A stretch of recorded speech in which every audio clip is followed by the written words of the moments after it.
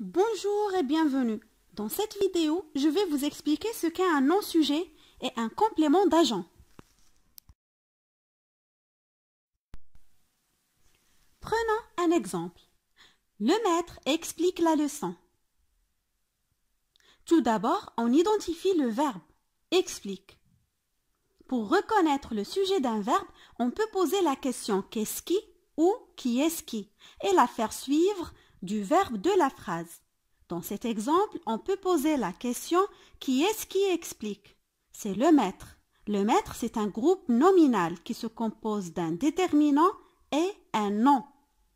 C'est l'être qui fait l'action d'expliquer. Le maître explique quoi? La leçon. La leçon, c'est le complément d'objet direct. Deuxième phrase. Le vent se lève. Se lève, c'est le verbe.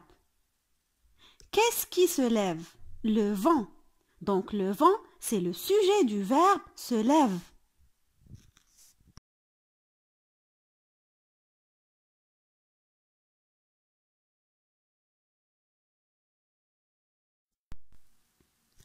Un nom est sujet d'un verbe quand il désigne l'être ou la chose qui fait l'action ou qui est dans l'état indiqué par le verbe actif. Pour le reconnaître, on pose la question « qu'est-ce qui » ou « qui est-ce qui ».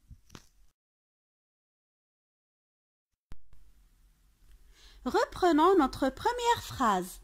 Le maître explique la leçon.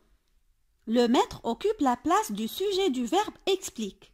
Il agit, c'est l'agent de l'action. La phrase est à la voix active. On dit que le verbe est actif.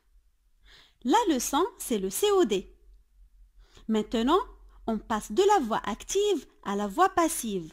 La leçon est expliquée par le maître. Pour identifier le sujet, on pose la question « qu'est-ce qui est expliqué ?» La leçon. Le complément d'objet est devenu le sujet du verbe passif, est expliqué. Le sujet subit l'action. Par le maître devient le complément du verbe est expliqué, mais il conserve son rôle d'agent de l'action. C'est lui qui explique. On l'appelle le complément d'agent. Il est introduit par la préposition par. Le complément d'agent répond à la question « par qui ?» posée après un verbe à la voix passive. La leçon est expliquée par qui? Par le maître. Il exprime l'agent par qui une action est faite.